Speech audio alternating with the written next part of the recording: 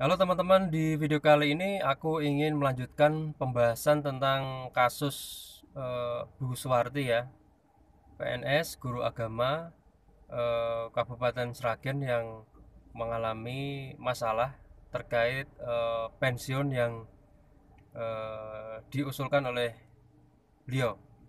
Nah, di video sebelumnya aku secara firm menyatakan bahwa andai kata beliau diminta untuk mengembalikan 160 juta yang merupakan pembayaran gaji yang diterima beliau selama 2 tahun kepada negara, itu aku menyatakan bahwa itu satu hal yang salah ya, karena menurutku memang ada kelalaian dari eh, unit kepegawaian yang semestinya bertanggung jawab dan memiliki eh, kepentingan dan kewajiban untuk segera mengusulkan pensiun atau bahasa hukumnya memberhentikan pegawai negeri sipil tersebut ketika dia memang sudah mencapai batas usia pensiun. Nah, tapi di video kali ini aku ingin menyatakan pendapat ya, bahwa sepertinya Bu Suwarti itu memang tidak memiliki hak atas uang pensiun atau tunjangan pensiun ya.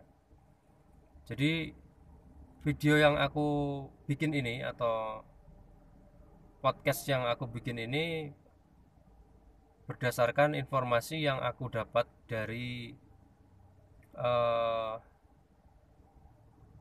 pernyataan beliau atau pernyataan Bu Suwarti di dalam satu wawancara di YouTube, yang mana linknya aku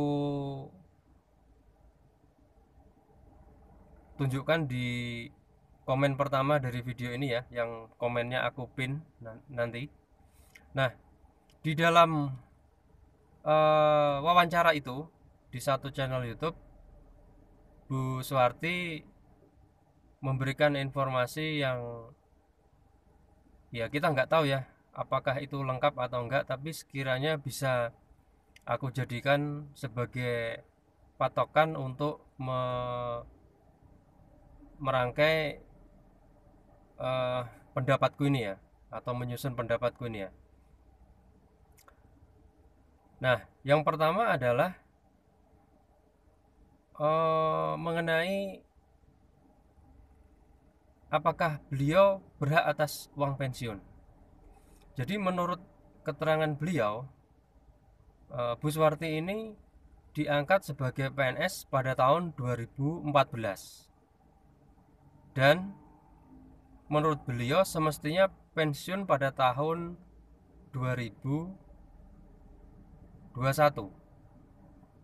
Artinya apabila beliau diangkat tahun 2014 itu sampai ke 2001, masa kerja beliau adalah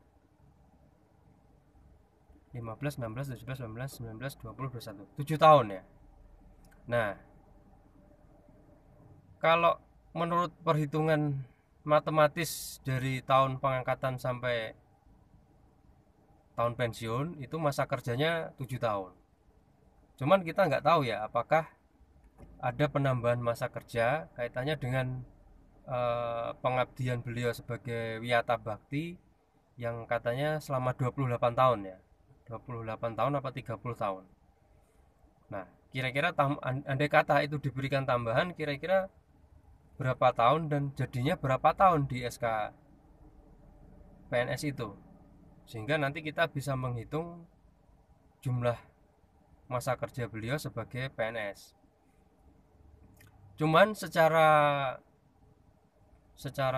awam ya, secara perkiraan awam, meskipun kita tidak melihat, seharusnya kita kalau mau menilai itu kita harus melihat SK CPNS-nya ya. Cuman kalau menurut perhitungan awam itu, aku sepertinya nggak yakin kalau masa kerja beliau ini eh, mencukupi 20 tahun. sebagai PNS. Artinya gini ya, selama ini yang menjadi patokan ke dari pemerintah ya dalam memberikan hak kepada PNS, yaitu PNS itu berhak atas tunjangan pensiun atau berhak menerima uang pensiun itu apabila eh, pada saat pensiun setidaknya dia berusia 50 tahun dengan masa kerja sebagai PNS sedikitnya 20 tahun. Jadi minimal 20 tahun. Jadi kalau kurang 20 tahun dia tidak berhak mendapatkan uang pensiun. Nah, kembali ke Bu Suwarti tadi ya, apabila pengangkatannya saja sudah terlalu mepet dengan batas usia pensiun ya. Jadi sepertinya aku nggak terlalu yakin kalau masa kerja beliau itu cukup panjang, memenuhi masa kerja minimal yang 20 tahun itu ya. Nah, itu yang pertama yang ingin aku sampaikan ya. Jadi kemungkinannya memang sepertinya nggak seperti itu. Nah, yang kedua adalah dalam wawancara itu beliau eh, dan dalam berita-berita, dalam narasi berita yang aku baca di beberapa media online, itu beliau menyatakan tidak terima dengan gini. Katanya di dalam SK itu atau pendidikan beliau itu yang diakui adalah PGA, pendidikan guru agama ya, yang setara SLA atau sekolah lanjutan atas. Nah, dan secara kepegawaian ijazah S1 beliau yang katanya kuliah di Ngawi itu tidak diakui oleh kepegawaian daerah ya, oleh pemerintah. Nah, dan beliau tidak terima dengan itu katanya. Jadi beliau kekeh pokoknya beliau adalah pendidikan beliau adalah sarjana atau S1 ya. Nah, dalam hal itu aku ingin berpendapat ya bahwa sebenarnya eh, dalam hal itu sepertinya pemerintah yang atau kepegawaian daerah yang betul sepertinya. Karena begini, menurut pengakuan Bu Suwarti, beliau diangkat pada tahun 2014. Nah, dan menurut pengakuan yang sama, beliau lulus S1 juga pada tahun 2014. Sedangkan pendidikan S1 itu setidaknya membutuhkan waktu 4 tahun, ya kan? Nah, 2014 dikurangi 4 tahun, kira-kira beliau itu memulai pendidikan itu atau memulai kuliah itu 2010. Artinya saat beliau belum diangkat menjadi PNS. Oke, katakanlah itu mungkin bisa berpotensi tidak menjadi masalah. Sekarang masalahnya pada tahun 2014 beliau itu diangkat dengan ijazah PGA atau dengan ijazah S1. Kalau beliau diangkat sebagai CPNS itu loh ya maksudnya. Kalau beliau diangkat dengan ijazah PGA, maka ijazah S1 beliau itu akan terkesampingkan dengan sendirinya. Jadi secara kepegawaian itu memang tidak akan berguna selamanya. Andai kata beliau diangkat sebagai CPNS dengan ijazah PGA. Karena apa? Karena patokannya di situ, di 2014 itu. Pada saat dia diangkat pertama kali, itu menggunakan ijazah apa? Lain ceritanya kalau beliau diangkat di 2014 sebagai sebagai CPNS itu dengan ijazah PGA, kemudian 2 tahun kemudian beliau mengajukan izin belajar, kemudian diberikan izin belajar S1, kemudian lulus kemudian mendapatkan ijazahnya bisa dipakai penyesuaian. Nah, itu lain cerita. Jadi dalam dalam dalam dunia PNS ya, kaitannya dengan ijazah ini itu begini teman-teman ya. Andai kata langsung saja ke Bu Suwarti ya. Bu Suwarti diangkat sebagai CPNS tahun 2014. Oke. Oke, katakanlah beliau sudah memiliki ijazah S1 di tahun 2012. Artinya 2 tahun sebelumnya sudah lulus S1. Cuman pengangkatan waktu 2014 beliau diangkat dengan menggunakan ijazah PGA, berarti ijazah S1 itu tidak berlaku. Ijazah S1 itu tidak diperhitungkan. Karena pertama kuliahnya di luar apa ya? Di luar ranah ketika beliau menjadi PNS, otomatis tidak ada izinnya juga. Kemudian landasan pertama beliau diangkat itu kan PGA itu tadi, pendidikan guru agama tadi.